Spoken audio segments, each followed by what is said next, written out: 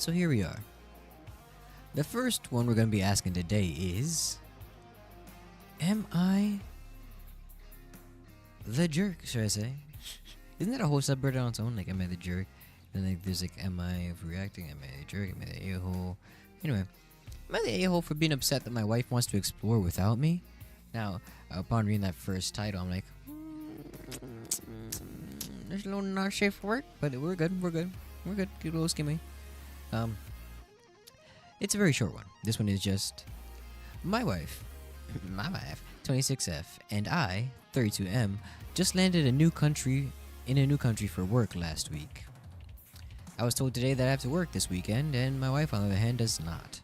So she wants to go for the weekend to the closest city and explore the new culture. I asked her to wait till next weekend so we can explore together, and she got upset because she does not want to spend half days on the weekend in our temporary hotel. Am I the a-hole? No, yep, that's it. that's the rest of it. That's all we got. That's all we got for the whole thing.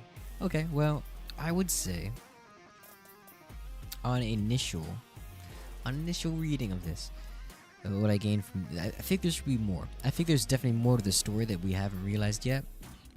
All right, back to what we were doing. Where was I? What's it talking about? I don't remember anymore. Anyway, so basically, she wants to explore without you. I mean, hey, I thought something crazy was gonna happen, but I'm glad it's just going to a new city and checking out the sites. I think it's fine. I think you are overreacting. If that was a question, you are overreacting. And it's not. Is he the a-hole? Feelings are a thing. I would very much venture to say that those feelings are pretty normal and kind of like justifiable. The fact that you have to go to work and you want to not go to work and go to explore the city with your wife. I think that's important, to want to do those things with your partner and to see that she can go do that freely without you. I think that would make somebody upset. That's valid to be upset on the situation like that, to take it out on her, or to even like try to ruin her day or tell her to wait for you. I mean, situations are what they are, and you can go again next week, perhaps even to a place where she has already vetted and is like, okay, this is probably something you would want to go check out. No matter how many times someone visits something on their own, it's never the same as if they're there with their partner. You know, you make completely different memories, completely different jokes. You get to see different things. You might see something she didn't see when she was there in the same place, you know? And plus, if it's like a landmark area in your town or a new country, city, town over, or anything, there are different people there at any time. You know, tourists exists, other people who work there and stuff like that exist who they didn't interact with, and now you have a different memory altogether. It might be better than what she does this weekend, you know? So, yeah, I mean, you're kind of an a-hole for like telling her to wait and then getting upset after she said she doesn't want to wait a half day in a temporary hotel when you guys live in a country nearby and you can do things. So I assume they moved to like Europe, because there's no way, there's not a single way that someone's gonna be doing this in the US unless they had enough money to like. So that's a whole separate issue altogether. But either way, my verdict? Yeah, I guess so. I guess the a-hole at this point. I would have to say, like, the biggest a-hole, probably not, but the a-hole, yes, yeah, that's you. It's not her being an a-hole situation, it's you. If it's one or the other, it's gotta be you, unfortunately, and that's just what we say to that. That's just what I say to that. I don't know what you guys think about that, chat, but like, I'm gonna read out some of these comments who are backing me up already, just for some confirmation bias. Look at that. Look at these already, and we're like ready in a good idea. Here we are. One of them says, from Shadow the Hedgehog, funny for all people, you're the jerk. What do you expect her to do sitting in a hotel room? You're going to be working and she'll be bored. Also, countries are huge. Even if she does explore a bit, there will still be plenty of things you can see together. I mean, yeah, I agree with that. The comments behind that was like, seriously? Does this guy think there's like 4 places to go in the area and that's it? Plus, maybe she found something cool and shows it to you. Wouldn't that be awesome? I mean, yeah, I agree. See, these are things I brought up. I was on something. Look at that. I'm a Redditor at heart and I didn't even know it. I deleted my account because we can't support them. But alright, anyway. Let's go. The next one on here, the top comment that I have on here. Bro, you can't be serious. Be careful here because this sort of attitude can be a huge relationship killer. Having a partner is wonderful, but being able to maintain independence is vital as well. You should be glad she's capable of doing or going off and doing her own thing. Which I can't say I do anything but agree with, honestly.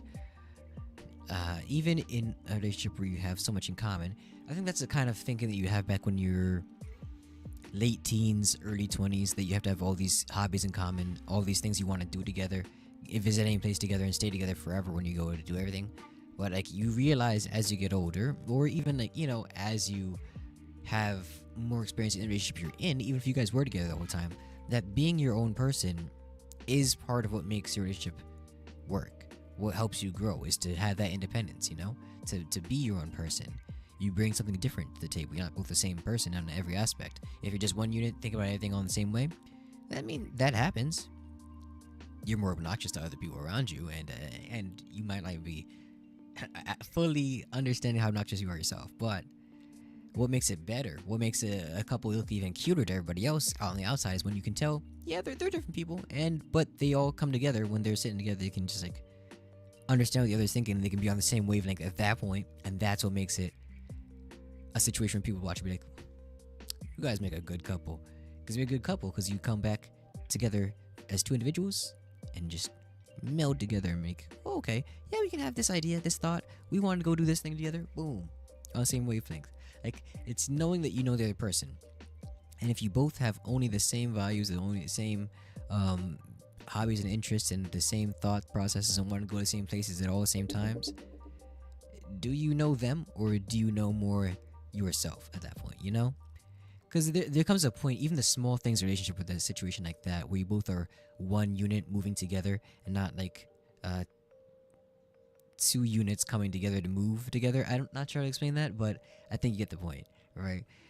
There comes small moments in this relationship, like where, let's say, she wants to go to somewhere different in this city than you do, or she wants to explore with this different.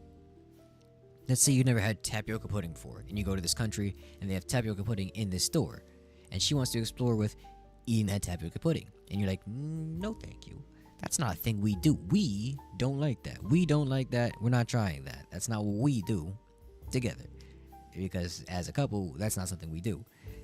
But she tries the tapioca pudding. She loves it, and she tries to convince you to get it and try some of that. At this point, even if you do try the tapioca pudding and you do like it, and now it's a thing that you do to enjoy as a couple, she's now separate from that coupling idea, you know? Her value towards tapioca pudding is different than yours is right now. So even small things like that, it just can't be feasible to stay the same place, one of the same thing all together for very long. There are small things that people change. Small things. Like, hey, I want to try tapioca pudding. One person didn't. Now you're already imbalanced, and that's like, what are you now automatically breaking up because she wants to do tapioca pudding? Is that how that works? Is that what you think this is gonna work like? This isn't to them.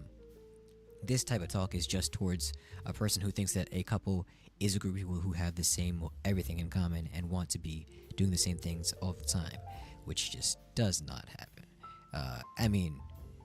Does not happen for a very long time without any issues.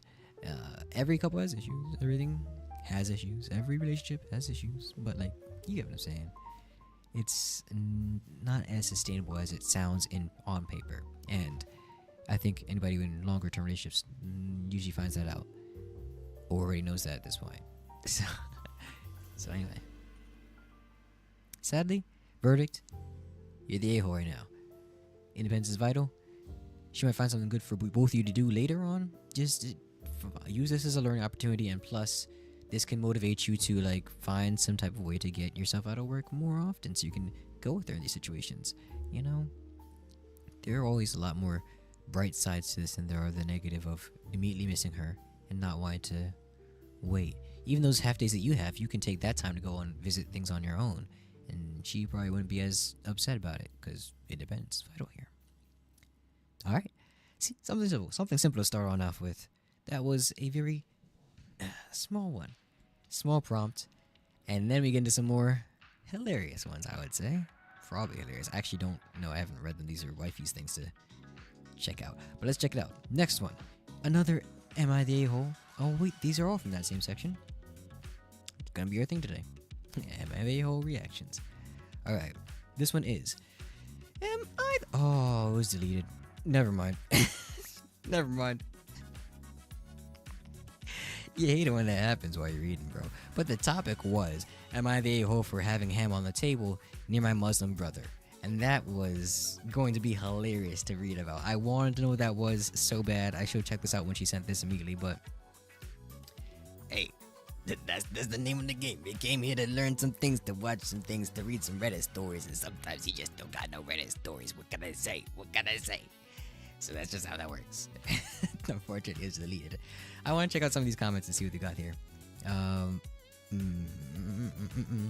Let's see if we can deduce as a speech, and if you will, deduce as a speech and what we got from this prompt itself. I would share the screen, but I don't think it really changes much if I do that or not. You guys read faster than me for sure, but I'll read out. The top comment here I have is, hold on, I gotta burp. The top comment is, if it bothered him that much, he could have spoken up right then. And because you can't fix something you don't know is an issue. Okay. And then the comment under that is, with 7 people in the house and conversation and a little friendly chaos during a holiday, things get overlooked. I highly doubt that OP saw the ham, sat in front of his brother, and just thought, F him. I'm sure it went unnoticed, and whoever initially placed it in front of the brother either didn't know or made a mistake. I can understand why brother didn't move it himself, but he could have politely asked somebody else. Use your words. You're an adult. But to stew on it over a month? That's kind of a lot. Okay. Alright. I think that gave me a good idea. Gave us some plot points into what the story could have been. I wish... Does anybody know? Anybody seen that story? Know anything about it? Because I would love to hear if you know any more plot points on it. Because what I'm gathering from these comments, from this deleted post, is that they were at a party. A bunch of people there. Somebody dropped a ham in front of the brother who happens to be Muslim. And just let it go. And then later on, they come back like a month or so later, and he's like, brother, you hating me? You hating me right now, brother? Don't you remember back? Like maybe he did something else that made him think, oh, brother's starting to leave or something. I don't know, but intent versus impact, blah, blah, blah, blah, blah. Reading. We're not going to get much else out of that, but that's a great idea. I think, ooh.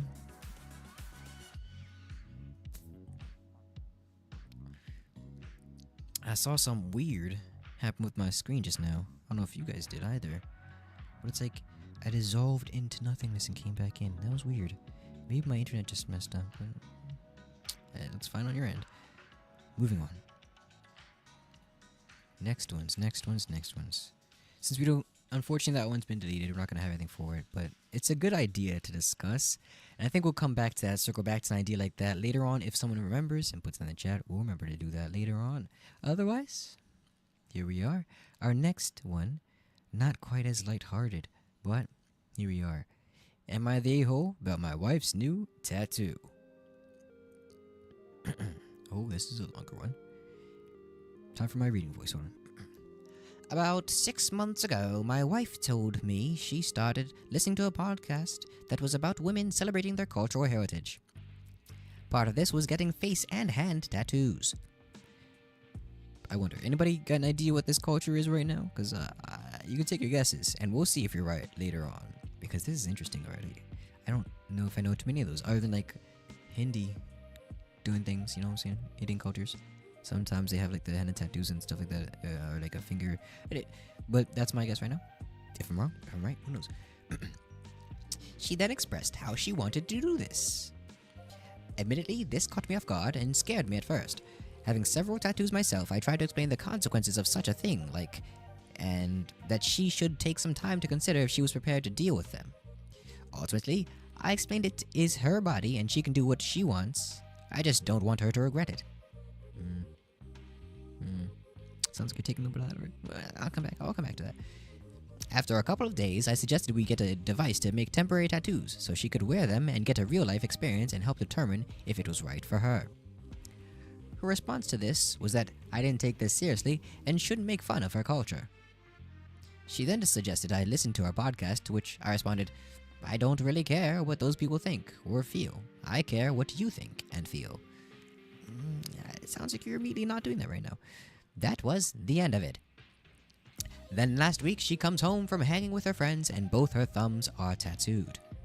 When she first showed me, I thought they were drawn on, but that night she told me they were real.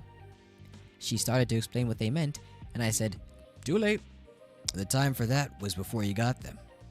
What they mean to me now, I wasn't included in your life-changing decision."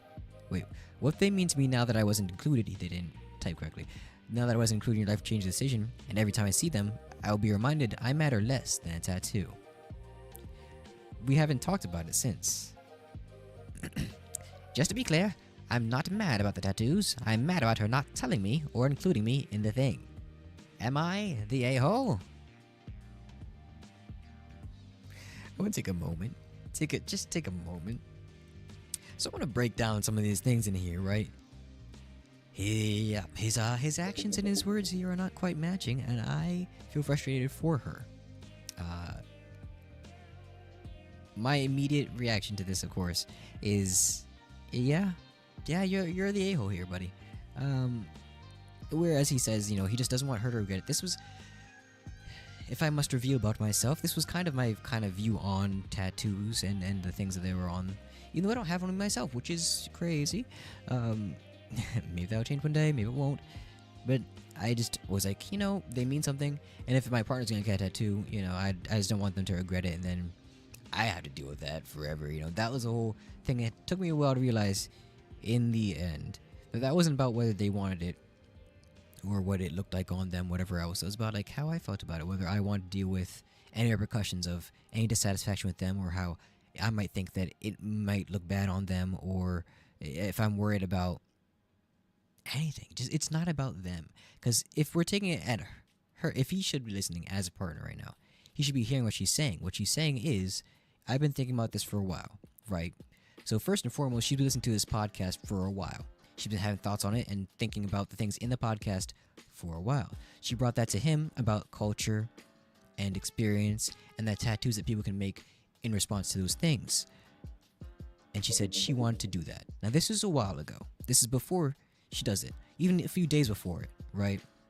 Oh, this reminds me of a similar thing with me and wifey, but I'll get to that afterwards. But I want to finish. She is thinking about this over these next few days before she gets it. She's still thinking about this. She told him about it. She wanted to know his thoughts on it because she cared, right? That was her expressing it. It's her telling him that she's not going to regret it. She wants to do this. She specifically said she wanted to do this. Those are the words he said that she said, right? Admittedly, it caught him off guard, and it scared him at first. Now, I venture to say it didn't stop scaring him at that point. He's worried, maybe she's not gonna like it like I liked it, or maybe this isn't gonna look good for her or whatever else. But she's not scared about that. She wants to do the thing. It's her body. And he said ultimately to her, it's your body, you can do what you want. I just hope that, you're not gonna come back and regret this situation. And then how many times have we heard this in our lives from other people, that are talking to us, that have their own ulterior motives for us. One of the teachers at school who might say something, more than likely, if you had a religious experience, you probably heard something like this from, let's say, one of the sisters of the church or a deacon or something like that. It's not even about like tattoos, but like you want to go hang out with this friend of yours or something.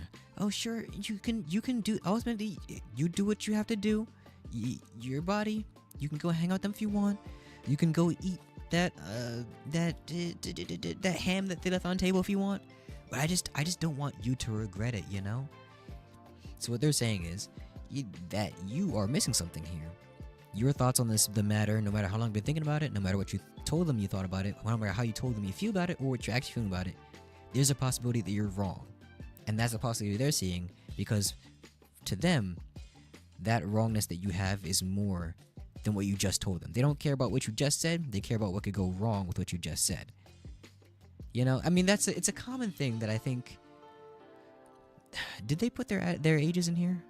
He did not put their ages in here. I was gonna say, like, if he's older, I can see that being more of an older generation type mindset that comes from somebody who's had a lot of experiences that they do regret, and they tend to start projecting that type of feeling on others.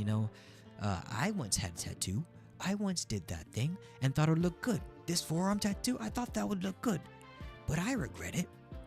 You know, you could do the same thing with your fingers. I didn't think too much about it. I thought about it, but I didn't think about it enough, and now I hate how it looks. That could happen to you, and I don't want that to happen to you because I'm still regretting what I'm doing. So you're gonna regret what you're doing because I'm gonna regret this. Every time you come back with your finger, whether you like it or not, I'm gonna think about this forearm tattoo, and I'm gonna regret even more. So, do you want to put me through that regret? And if you put me through that regret, it's because you didn't listen to me saying you might regret it. And you're gonna regret it yourself, and that's gonna make you feel bad, and therefore justify me. So I mean, in the end, it kind of cycles back to your own feelings on the matter, as opposed to what theirs were. That feeling of justification for the regret you have, saying that you have to suffer for a reason. It comes from another societal idea that you have to suffer for a reason, and getting something that you regretted as a tattoo. Well, you regret it for a reason. Because you didn't think about it, or you made a wrong decision, or whatever else. I mean, sometimes things just happen, you know. People's bodies change, and things change, the appearances change, and your thoughts on the matter, on a different tattoo, different sigils, they change. It's just, that doesn't have to be because you did something wrong, you know. It doesn't have to be because you were incorrect. But that is what he's telling her, and that's what she's going to be getting out of it. A couple of days later, she says, F it, I'm going to do it anyway. I'm going to do it. I'm done waiting. I want to do it. I enjoyed the idea. I want to do the thing. And she did the thing. So congratulations, lady. You did the thing. You took your steps forward. You got your tattoo. And you got one on multiple fingers, it seems. Her thumbs, both her thumbs were tattooed. That means that she got one on the other thumb, one thumb, right? Because they didn't have a double inking tool and just like, okay, well, both your thumbs right here. If you want to do that, she went through it. She got one tattoo. She saw it. She was fine with it. She got the other one tattooed as well.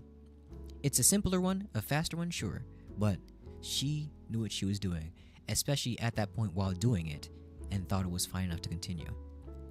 That is how she feels about it.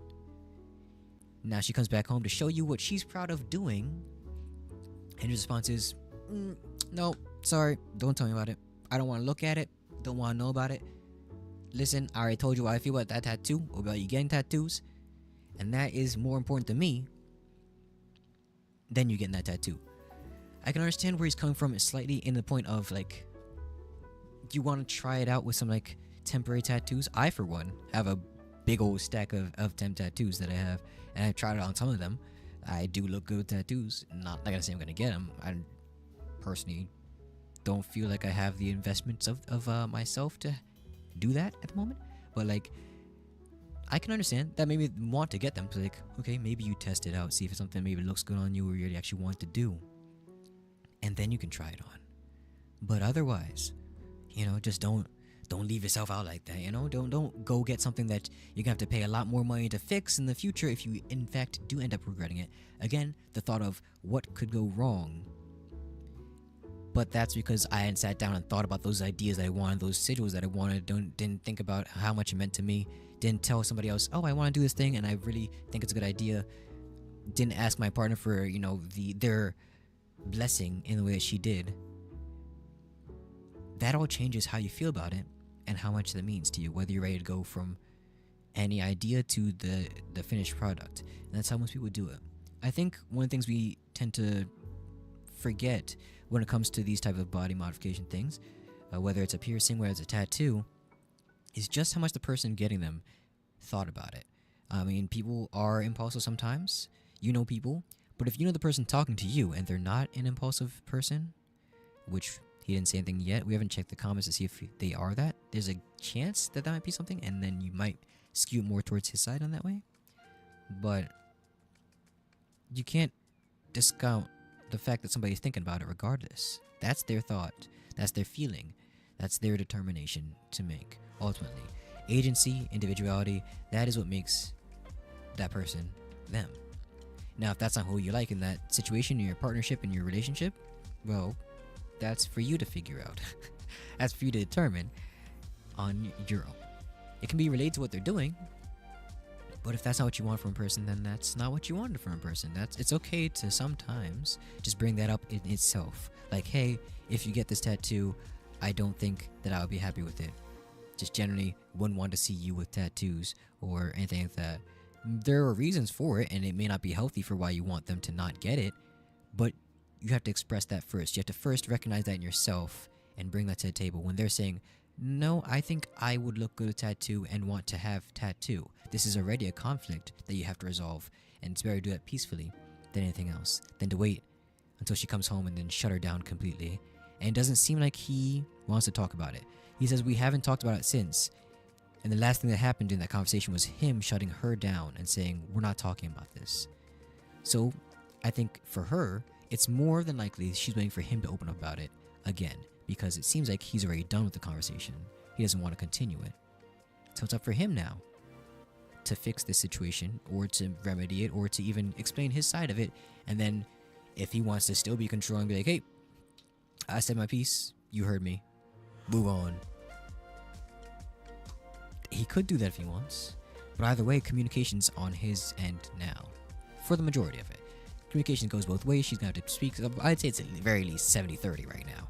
And that is his burden to bear for the majority of it, I would say. The lion's share, if you will. He's mad about her not telling him or including him in the thing, and he's just blatantly wrong in that statement. She told him days ago that she wants to do it.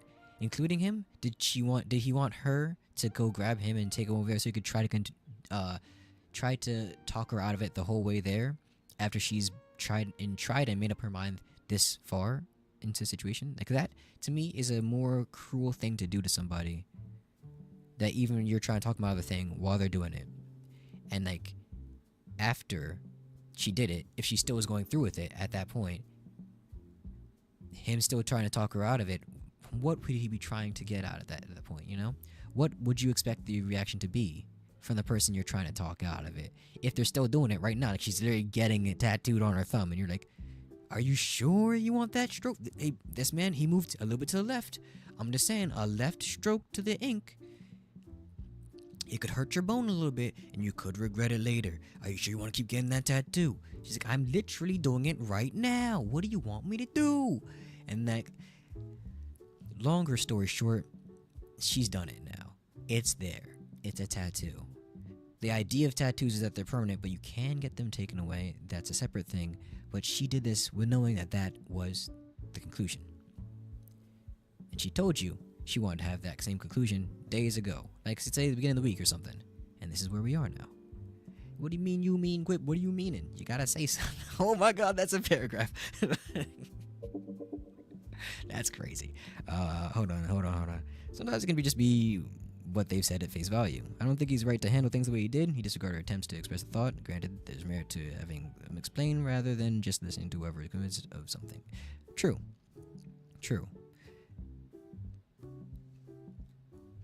I'd say there are layers. I agree with what you're saying, Quip, for sure.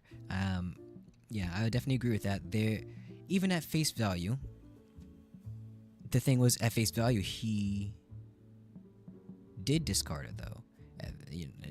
His words literally did disregard her at face value. And then he said he wasn't doing that, which was gaslighting. But that's separate. No, he's still going. Still, the way he handled it, coming back after telling meaning, more likely than he just shuts her down.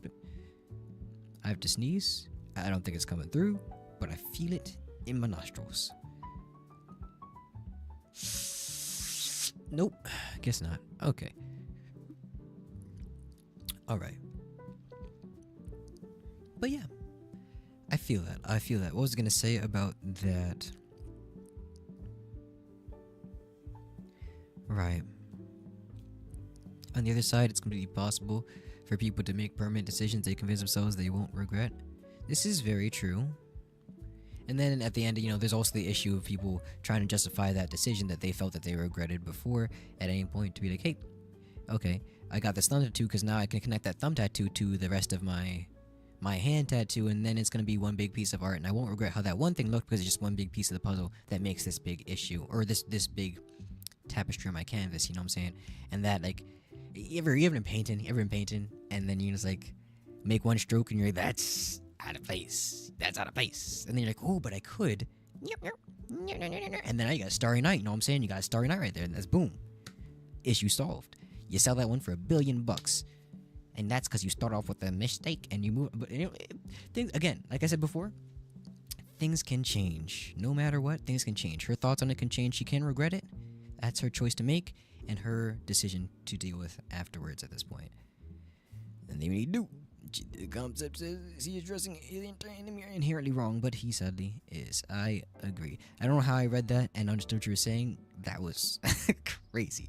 I mean, you can see that, right, guys? Right? Y'all in the comments can read that. I mean, but you understand the boy.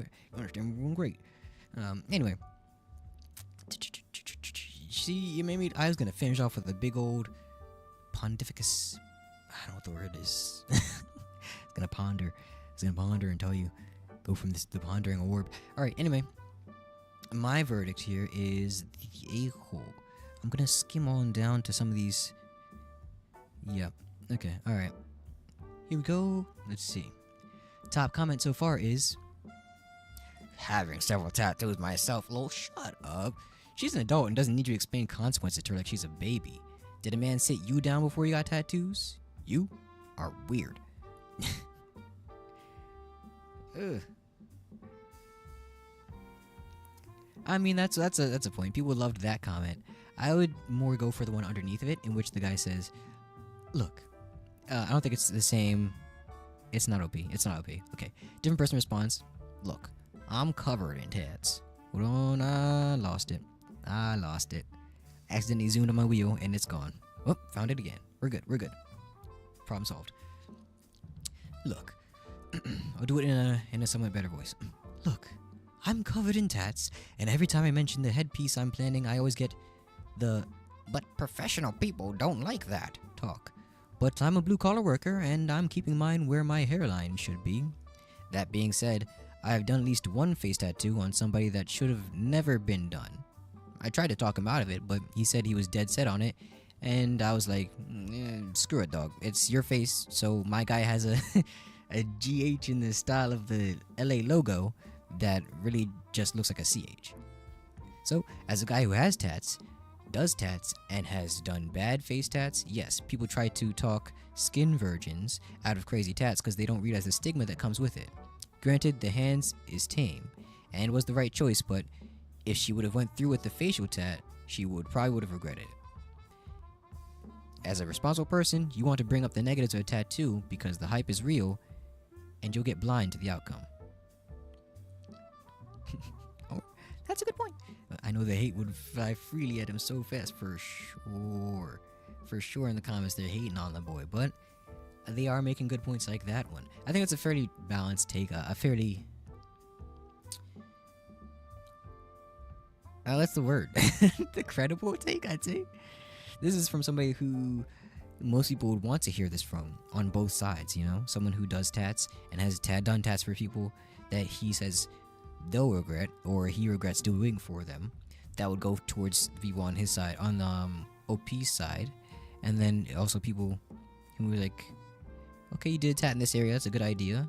And also, like, you made your decision, blah, blah, blah, blah, blah, go towards the girl's idea. I agreed with the idea that people try to talk the skin virgins out of crazy tats because they don't raise the stigma that comes with it. That was one of the reasons why I was against them for a while.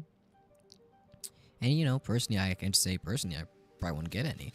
I can't stop people from getting them if they really want them. I know you have to understand the stigmas and the issues that can come with anything you want, whether it's a piercing or a tattoo, or even just to style your hair a different way, a certain way. Some people like make Karen hairstyles a thing.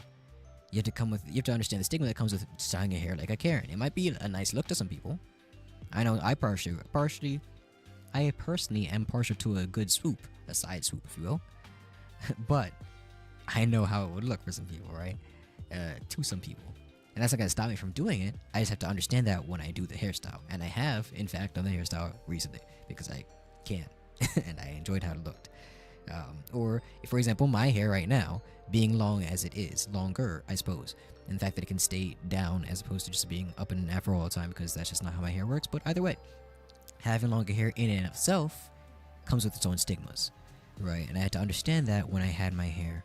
Even when I style my hair normally or let it fall down as it is, sometimes it can lay in a way that some people would, fringe people, but people nonetheless would be like, that hairstyle means that. And I'm like, no. No, it doesn't.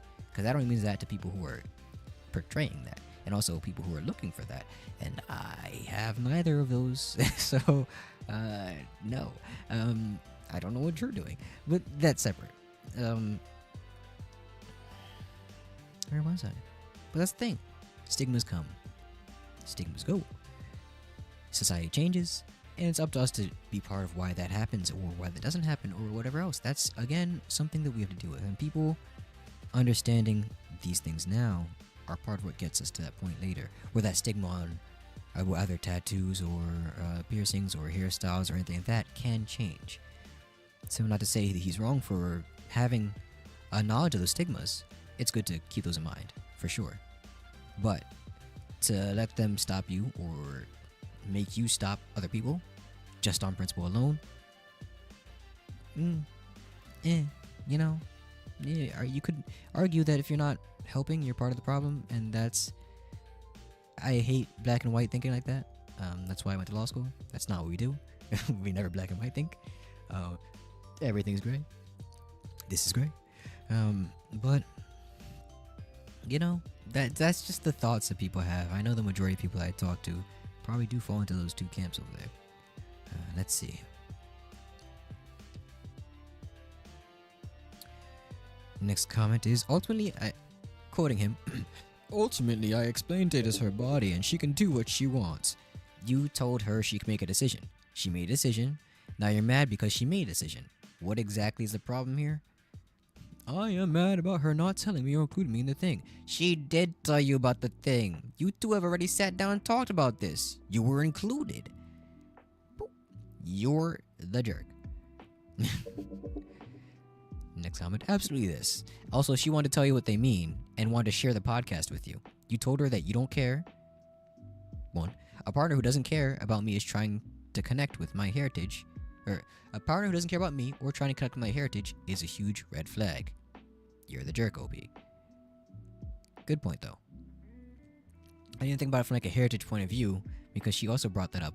That it's not just about her wanting to get this aesthetically tattooed on her. It's about her culture and her heritage and what she is trying to express. A big part of her that he as partner, and OP as partner, should be understanding or at least trying to wrap his head around if that's the person that he loves, and cares about and wants to put in front of other things like, the world. If he cares about her and her heritage and her culture and her as a person, then he should understand some more, or at least try to understand some more of how much this could mean to her. But he shut down the podcast, he shut down talking about the meaning to her, and he shut down the idea of being included if she did it anyway. Somehow, her doing without him present means he was not included at all. And that's just not how any of that worked. So, you're the jerk. That's all I can say about that, you know what I'm saying? On to the next one. Verdict. You're the jerk. And, you know what? I think this would be fun. I think we can probably get another one done. We still have like 2 or 3 more that are in the list, but for now, we're going to try and close it up with one more hilarious one. This one I read the title of and I was like, yep, we're doing this. Okay, so this one is, am I the jerk for only doing the bare minimum when I got roped into babysitting? Now, of course, immediately to me, my man, my man, you got away with it. Let's go, my man. All right, anyway, my sister, 30, actually, they are much older than I thought they would be. My man, you got away with it for real. My sister, 38, invited me over for a family meal. Our parents were there too. After dinner, my mom and I helped clean up while my dad and brother-in-law watched my nieces and nephew. Afterwards, my parents left. Then, my sister and brother-in-law asked me if I could watch the kids for an hour while they went for a quick errand. I agreed. They got very dressed up for errands, but I didn't ask. They'd done this before. I didn't usually have anything going on, so I didn't really mind. Today, I was clear that I had plans, and 1 hour was my limit. My sister agreed to 1 hour. But been in that. After an hour, I called and she didn't answer. Half an hour later, I texted my friends and said I couldn't make it. Then I proceeded to keep the kids alive. I felt I owed her that as family. Did I put them to sleep? Nope. Did I make them a snack rather than let them use the stove? Yes. Did I keep the little one from drawing on the walls while his older brother played Fortnite and the middle kid watched Stranger Things with me? Nope. I kept them alive. My sister got home a little after 1 a.m. Nephew was still playing Fortnite. Middle kid and I were still binging Stranger Things. Little was passed out on their bed. I got up and left. I've been hearing about it for a few days now, and I've been hearing about how irresponsible I am. That 12 is too young for such a scary show. You know the age of the characters in that show? That my nephew has limited screen time. That they still haven't gotten the drawings off the walls. My parents are getting involved as well. I really don't care. I was told 1 hour. I agreed to 1 hour. I feel that I did a great job for 1 hour. Not really my problem after that. So, for people who think I'm being an a-hole, 3 kids had a great night. And I think they won't try it again. That is a good closer. They might think I'm a jerk, but the kids loved it. And, you learn your lesson. You live, you learn. I kept your kids alive. They lived. You learned. What's the problem here? You know what I'm saying? I think that works. Now, initially, funny story, right? Funny story.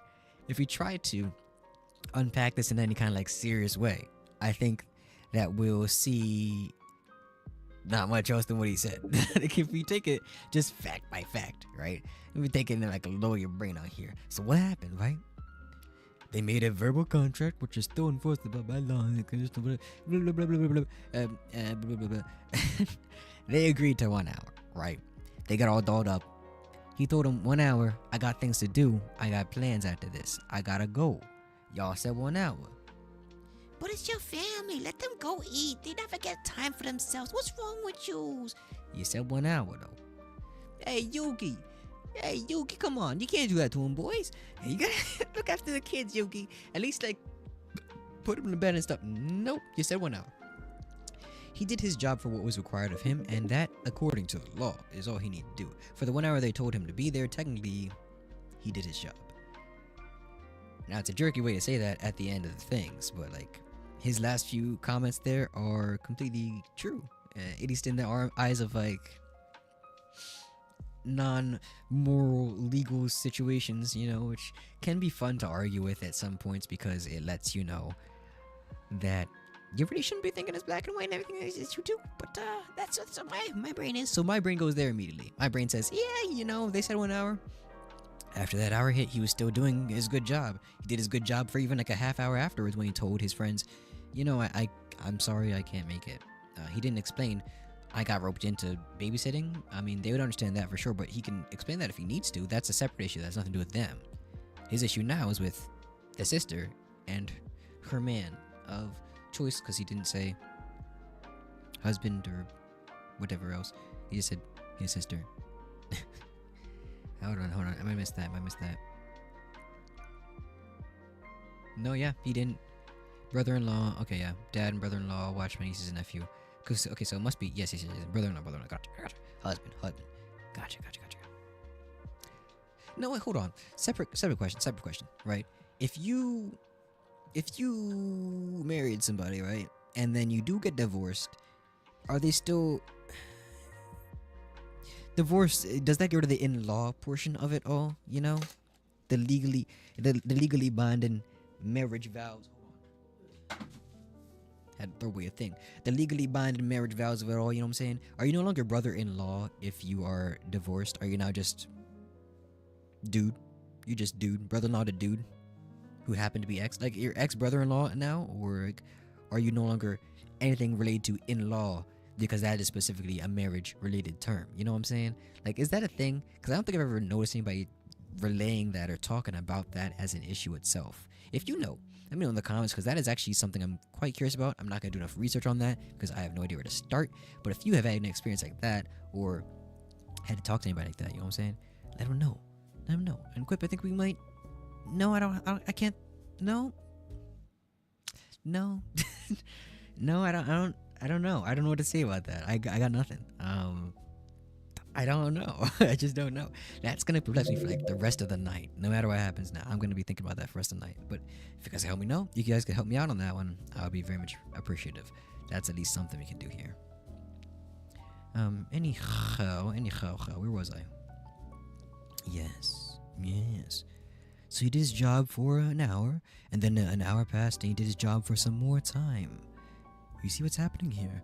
His allotted time has reached its end point. He continued on past it, did more labor past his end time, with no reciprocation or expectation of staying there for any longer on either side. I mean, literally, you should... Oh, you mean like the brother-in-law? Like, I think it literally should legally be gone at that point? The in-law part? But socially, you know, I mean, yeah. I mean, that's what happens with families, I guess. Relationships, they're messy. Family law is something else, man. I can't family law. I mean, I could, but I can't tell you family law is what I'm saying. I could do it. I've done some of this stuff before, but like I can't tell you family law. It really be changing like every few years because always some stuff is changing, and like people are messy. Regardless of how you treat somebody, whether or not they're legally statused as brother-in-law or ex or whatever else, socially it still causes a whole bunch of issues for the legal aspects of your life, because what people enforce on the legal side of things is depending on how they feel about you socially as well as morally, and what you're actually obligated to do and who can enforce it. And most of the time that's up to the family itself, you know, and the family unit and the people within it. So whether or not they're treated like they're still brother-in-law after they've been legally distanced is still partially up to the people there. Legally might be no longer our problem, but like they might come up with something later on, and like they were doing something for them because they're in-law, and they still treat them that same way, like they're still in-law, and they expect that same thing to be carried out, but no, they're legally no longer in-laws. And like a lot of issues can come up from that, but that's because of the social aspect of it. Like that wouldn't be an issue if socially it didn't matter to us so much about how we regard these people in our lives, and then that becomes an issue if we have expectations of those people based on that legal standing that they have. You know, easy stuff. Just easy stuff. Just over-the-counter talk and stuff. You know what I'm saying? Just every day. Just sit down and talk about that every day. Where was I? Yes, we did things. My verdict personally is you went about that the wrong way, but you are not the jerk in the situation. You weren't jerky doing it. You kept them alive, and I think that is essentially all I would have described it as if I was doing it. Even with the best of my ability, I would have said I kept them alive. They're fine. I mean, to be fair, the littlest one is in bed, and that is probably the biggest issue they would have had as parents. Like keeping that young one to the bedtime and passed out in bed or whatever. Tuck them in if you gotta, but like you can't always tuck in every kid. Sometimes the kids that you want to try and tuck in are a little bit more rowdy, and they're like want to get up every few seconds. You're not gonna super nanny them and then put them back into the bed, close the door, and then every time they get out of bed, just pick them up and put them back in there, close the door, and keep super nannying back and forth until they eventually go to sleep. I mean, you could, but you had an hour. Like, you had an hour. You probably weren't even supposed to be there at the point that they're supposed to go to bed. So, like, what did they expect you to do when you're now facing a place where you don't have a plan at all in place because you weren't supposed to be there long? I mean, you handled it. You handled it. Maybe not the best, and maybe not the best socially, but you handled it. And I, for one, in knowing myself, would probably do the same thing. You know what I'm saying? That's something I do, you know? So, I'm that kind of uncle. So that's all I gotta say to that. That's all I gotta say about that. So if you could get off this guy's back, that'd be great. Not the a-hole. But then, of course, we have to consider that the fact that the parents got in on it.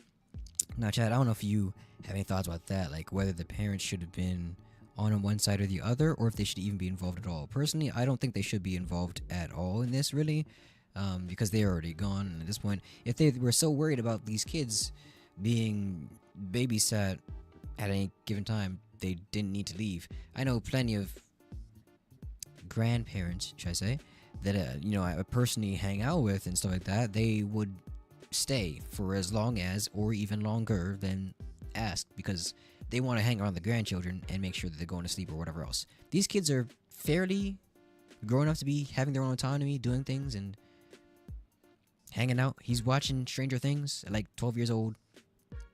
You know, the characters in Stranger Things are like canonically starting off at maybe freaking 10, 12. I mean, they were young when they were young, according to the story, when they started their whole journey. A lot of these stories are like that. So like, why wouldn't you be to watch something about people his same age? Like, what's wrong with it? What kind of program is it that they're not supposed to be watching it? Whatever else. That comes into separate issues. So there's nothing wrong with what the 12-year-old was doing, especially since he was there watching it with them. So if something scary was happening, they could watch it together. He could shield them. He could do anything else. He could rationalize it for them so no longer as scared. So when they go to bed, he could be one talking them down and telling them like stories, looking for the monsters in the bed, whatever else he's got to do. And they wouldn't have given him that chance because they're like, why is he watching that in the first place? Instead of giving him a chance to grow from a situation where he could have been scared and realize that things in the world are different than he originally thought. Not as scary, understandable. Sometimes adventures happen, whatever else. He could find a new enjoyment in this that he didn't know he could have before, but they stifle that potential for growth because too scary. And it can be. If it is, and it shows to itself to be, then that is something you take into account. Do they have any other issues with it before? We don't know that. We don't know. One kid's playing Fortnite, you couldn't stop him from doing that anyway, I guarantee it. The older kid is playing Fortnite, and I can speak to seeing older kids playing Fortnite. You can't stop them from doing that. That's just what they're gonna do. They're doing it. They're doing it. They want to play Fortnite. They're gonna keep doing it. That was proven by the fact that he kept playing it late at night. Even if he put him to bed, he probably would have gotten up if the brother left and then like kept playing it. But that's why he's got to sit there and stay on him. He's got to stay on him as opposed to the other two brothers, one of which was drawing on the wall and one, or well, his niece I think that was on the wall, but doing other things. You got to keep track of all three of them like they were. He's not the parent. They should have known if there were anything in the children that they need to address previously, that they had a tendency to do these things, then that is something for them as parents to instill first and then tell brother if anything else later. You know, they tend to be doing this thing. Niece might want to go draw on a wall. Keep an eye on her. Don't let her do that or something. I mean, people might say, it goes without saying you don't want people drawing on your walls, but if you own your house, sometimes people just don't care about these things. They don't care about these things if you own your house. And I, for one, have seen that happen. I actually have seen that happen. They're like, nope, these are our walls. They can draw on it.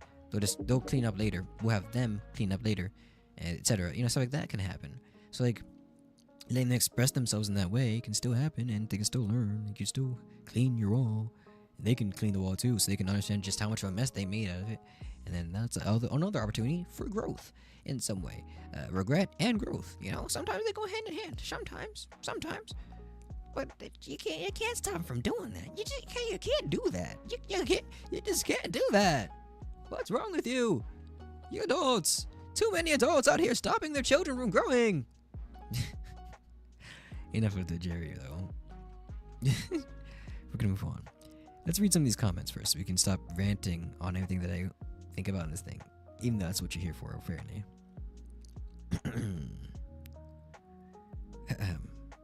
Top comment is, not the jerk. In fact, so not the jerk that I really don't know how your parents could be getting involved without immediately taking your side.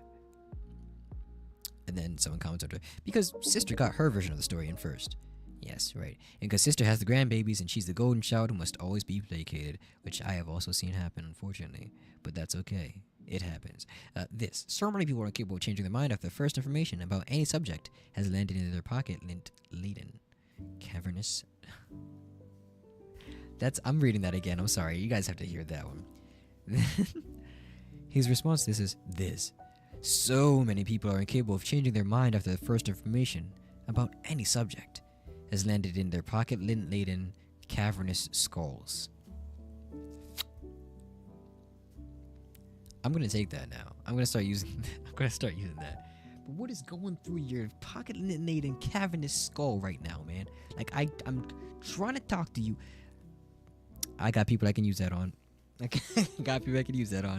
I'm keeping that in mind. Oh, this is gonna be great. Right, at this point, if they're taking her side, it's more so a show of favoritism. I mean, objectively, they didn't hold up their end of the bargain. They bargained. They didn't hold up the end of the bargain. I don't know what they wanted to do about it. He wasn't there. The parents, they left. They didn't send their best children. They didn't send their best brother. They gave him the worst uncle, the worst. He held nothing down. I don't know how he even got there in the first place, but he's not doing the best uncle job, and that was the story they gave him. You know, I don't know how they did it, but they can't keep doing it. They can't get away with this. But that's all we got. Human beings are so stubborn they'll fight a maggot for a rotten idea. That's a funny line. Continue on. Next comment. At one point when I was a kid, I saw my little brother take a steak knife to the armchair my parents had reupholstered in Naugahyde Q. When I yelled at him to stop, my mom hollered from the kitchen to quit yelling at your brother. She wouldn't listen to me about what he was doing, so I quit yelling at him, and he made several cuts to the chair arm. She was beside herself when she saw the damage. My attitude was, you told me to shut up, and I did. Best malicious compliance I ever did. And OP comments right underneath, that is excellent. They know what they're doing. We all know what they're doing. Right. They all know what they're doing here. And that is why he's not the jerk here. Not the a-hole. Not at all. My verdict. Solidified. If you got any issues with that, you put that in the comments below. Because I don't believe you. And I want to understand what you're going through. What's going on in that mind. That lint-laden cavernous skull viewer. No, that's a good one. I think I'm going to close the bookend on that one. Give my mama a call. And I'll come back on and maybe play some high guard with Chalk. Because he's been doing that a lot and we've been hopping into that and having a good time on that as well. So if you want to see me play that, come back in a little bit. Let's say, I don't know, 25 minutes, 30 minutes. We'll try to do our best and be back on there at the same time. I got no promises. I can't promise you we're gonna have that, but we're gonna keep trying. Whatever. And if I don't see you then, thanks for coming out. I hope you enjoyed yourselves. I'm gonna try to upload this as much as I can. I'm still working on the other videos, of course, because I'm doing more work into that, and I also started looking back into the Adobe Creative Cloud in general. So I'm gonna start using what was the Premiere? I'm gonna start using Premiere or Premiere Pro or something like that in the future. But for now, I'm still using. Can you believe I've been doing all these videos so far with Microsoft Clipchamp as my mainstay editing tool? I mean, it's obvious with what you see I'm doing, but like, what? I mean, it's a lot of personal and like intensive labor going back and cutting all these things, and I probably won't, because this is actually entertaining to me. So I'm gonna leave this part in. You're hearing me. You hear about the process. I don't hide anything. We're barefaced in this place, and I hope you enjoyed it. All right, thanks for coming out. Have a good day, and if I don't see you again later today, I hope you know that you are beautiful. You're special. You're worthy of love, and look forward to seeing you here next time, whenever next time is. Have a good evening, guys, gals, NBs, and all the rest out. Bye-bye.